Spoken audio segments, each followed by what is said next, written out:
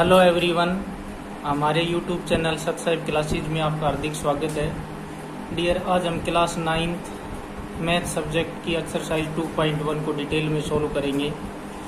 2 का जो चैप्टर है वो है पोलिनोमियल्स। पोलिनोमियल्स क्या होती हैं? पोली मीन्स मैनी, नोमियल्स मीन्स ट्रम, यानी जिनमें 1 और मोर ट्रम होती हैं उन्हें पोलिनोमियल्स कहते हैं। ये एल्जेब्रिक एक्सप्रेशन होते हैं। एल्जेब्रिक एक्सप्रेशन मीन्स होता है 2 or more unlike terms are written together. यदि 2 या इससे अधिक अनलाइक टर्म हम एक साथ लिखते हैं तो हम उनको एल्जेब्रिक एक्सप्रेशन कहते हैं। अब इसके अंदर कुछ मेन टर्म्स हम वो देख लेते हैं, जैसे पोलिनोमियल। ये पोलिनोमियल है 3x + 1। अब देखिए इसके अंदर 2 टर्म है, 1 और 2।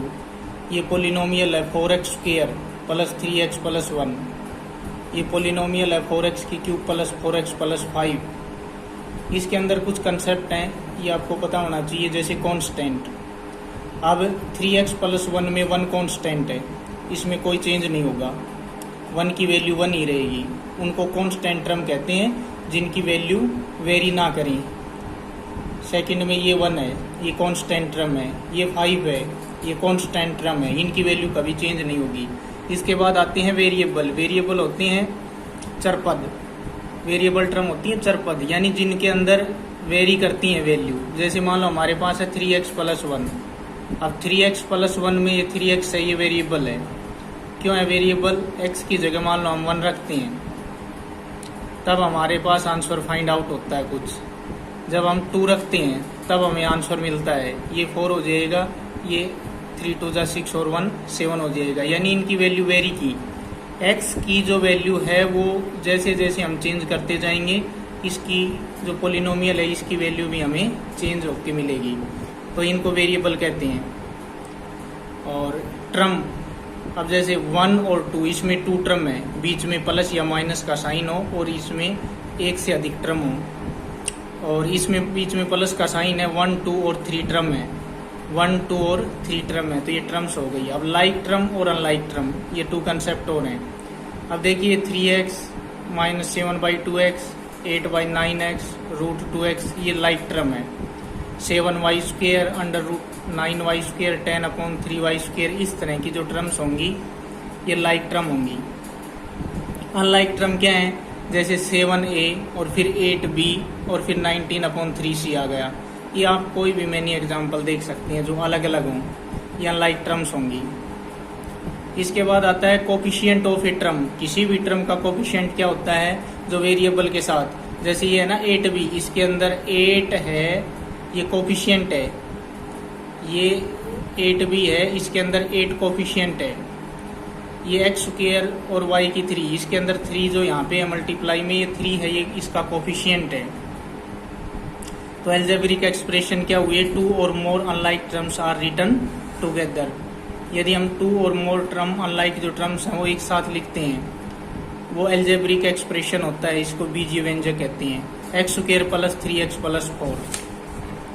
अब हम देखते हैं एक्सरसाइज 2.1।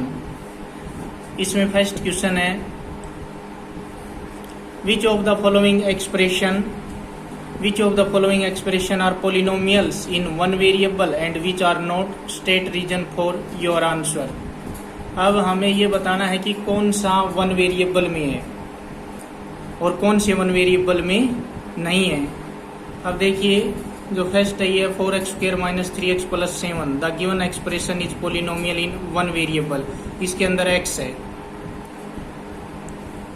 तो ये 1 वेरिएबल में है। सेकंड है हमारे पास y² + √2, तो इसके अंदर y है, यानी ये नहीं है कि x भी हो, y भी हो, t भी हो, तो ये है y के अंदर, तो ये हो जाएगा 1 वेरिएबल में। अब ये देखिए 3√t + t√2, तो ये the exponent of first term is 1/2, it is not a polynomial. ये एक पोलिनोमियल ही नहीं है, क्योंकि पोलिनोमियल में आपको ध्यान रखना है कि जो डिग्री होगी उसकी, हम उसकी डिग्री कहें, पावर कहें, घात कहें, ताकत कहें, जो भी कहें, वो या 1/2 ऐसे नहीं होनी चाहिए, वो होल नंबर में होनी चाहिए, या तो ये ऐसे फ्रैक्शन में नहीं होनी चाहिए, और उसकी डिग्री है वो माइनस में भी नहीं होनी चाहिए।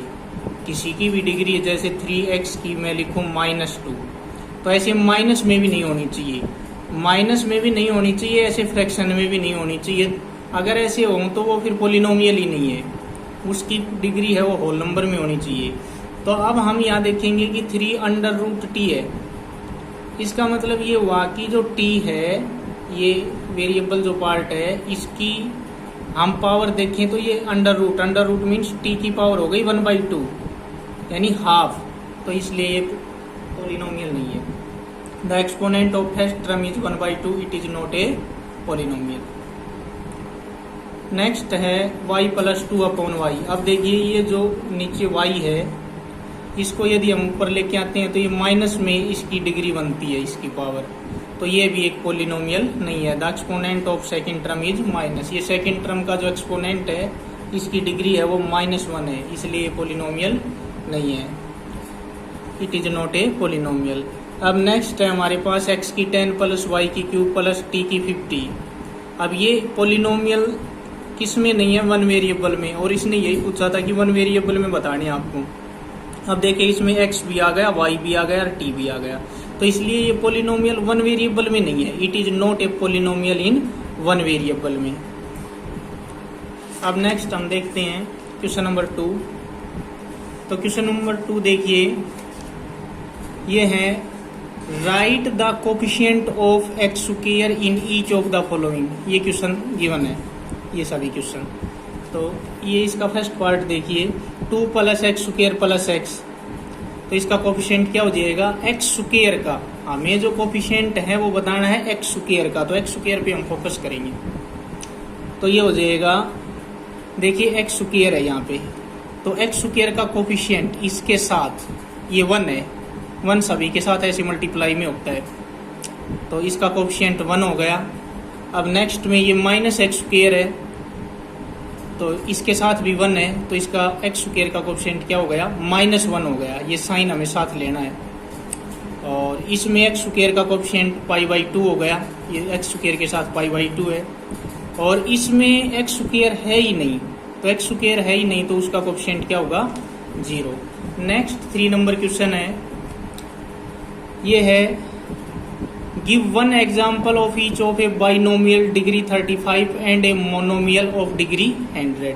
एक तो हमें बाइनोमियल लेना है, बाई मीन्स जिसमें 2 टर्म हो, और मोनोमियल जिसमें 1 टर्म हो। तब इसने कंडीशन ये दी कि बाइनोमियल लिखना है जिसमें 2 टर्म हो, तो हमने लिख दिया ये 1 टर्म और 1, ये 1 और 2 टर्म हो गई इसके अंदर। और कंडीशन ये है कि इसकी डिग्री कितनी हो, 35। कोई ज़रूरी नहीं, आप मैंने एग्जाम्पल दे सकते हैं, लेकिन ध्यान यही रखना आपको कि इसकी डिग्री 35 होनी चाहिए, बस आप कुछ भी लिख सकते हैं। इसके बाद आता है मोनोमियल। मोनोमियल में हमारे पास सिंगल टर्म होनी चाहिए। अब ये मोनोमियल है, एक ही टर्म है, इसमें प्लस माइनस करके आगे कोई टर्म नहीं है, और इसकी डिग्री कितनी होनी चाहिए, 100।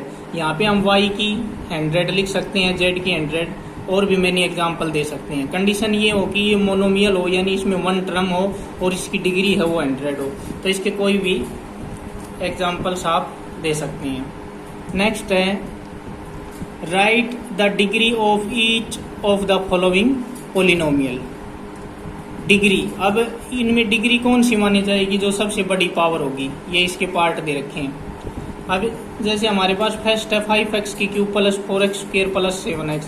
अब इसमें 2 भी है, 1 भी है और 3 भी है, लेकिन डिग्री क्या मानी जाएगी, 3, जो सबसे बड़ी पावर होगी। नेक्स्ट है 4 - y², इसमें डिग्री हो जाएगी 2। नेक्स्ट है 5t - √7, तो इसकी डिग्री हो जाएगी 1। और इसमें आगे नेक्स्ट में है 3, तो इसमें वेरिएबल पार्ट तो है नहीं, 3 कांस्टेंट है, तो इसकी डिग्री क्या हो जाएगी, 0। अब 5 नंबर क्वेश्चन देखते हैं। ये है classify the following as linear, quadratic and cubic polynomials. इनमें हमें बताना है लीनियर, क्वाड्रेटिक और क्यूबिक। तो देखिए जिसकी पावर 1 हो, जिनकी डिग्री 1 हो वो लीनियर, जिनकी डिग्री 2 हो वो क्वाड्रेटिक, जिनकी डिग्री 3 हो वो क्यूबिक। तो अब ये है x² + x, तो ये हो गया x square plus x, it is a quadratic polynomial क्योंकि इसकी डिग्री क्या हो गई 2। नेक्स्ट है एक्स माइनस एक्स की cube, it is a cubic polynomial क्योंकि इसकी डिग्री कितनी है 3 और डिग्री वो मानी जाएगी जो सबसे बड़ी हो, तो ये क्यूबिक पोलिनोमियल हुआ। नेक्स्ट है y plus y square plus 4, it is a quadratic क्योंकि इसकी डिग्री क्या है 2 है, तो ये क्वाड्रेटिक पोलिनोमियल होगा। नेक्स्ट है 1 plus x, it is a linear, अब देखिए इसकी डिग्री क्या है 1 है, तो ये लीनियर पोलिनोमियल हुआ। नेक्स्ट है 3t, इसकी डिग्री फिर 1 है, तो ये क्या हुआ it is a linear polynomial. Next है आर स्क्वायर, तो इसकी 2 है डिग्री, तो it is a quadratic polynomial. और नेक्स्ट है हमारा 7x की क्यूब, तो it is a cubic polynomials. Thanks dear, if you like my videos please like, share and subscribe our channel Satsai Classes. Thanks.